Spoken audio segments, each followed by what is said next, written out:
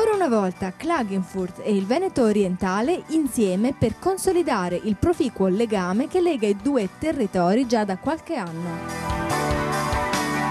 Questa volta è l'incantevole cittadina austriaca di Velden, adagiata sul lago Wörthersee, a ospitare l'incontro, come sempre accompagnato da cibi raffinati, buon vino e spirito di collaborazione.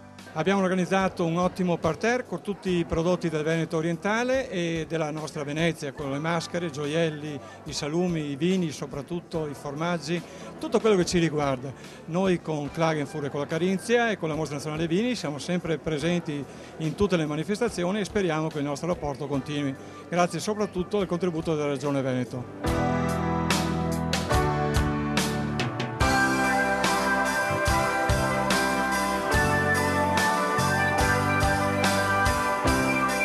L'iniziativa di questa sera rientra in un più ampio progetto che la Regione ha cercato, insieme alla Mostra dei Vini e al Consorzio delle Proloco, di attivare nel territorio veneto orientale.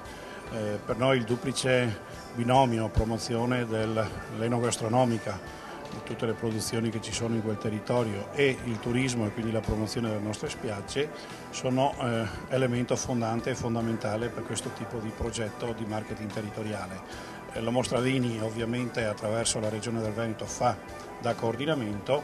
Questa sera siamo a Velden in Carinzia, in Austria, per la presentazione in una serata particolare dei prodotti tipici dell'agricoltura del Veneto orientale, dai vini ai formaggi e dal radicchio, e al mare ovviamente, che non può mancare il nostro pesce di caorle in particolare.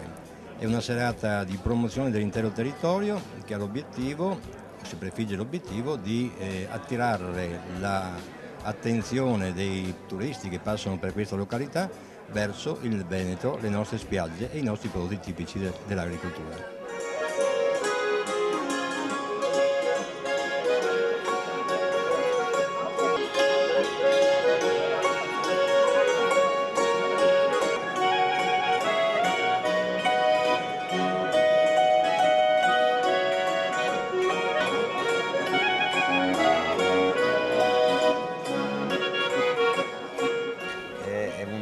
Una serata bellissima, una serata stupenda, perché noi carinziani siamo quasi italiani.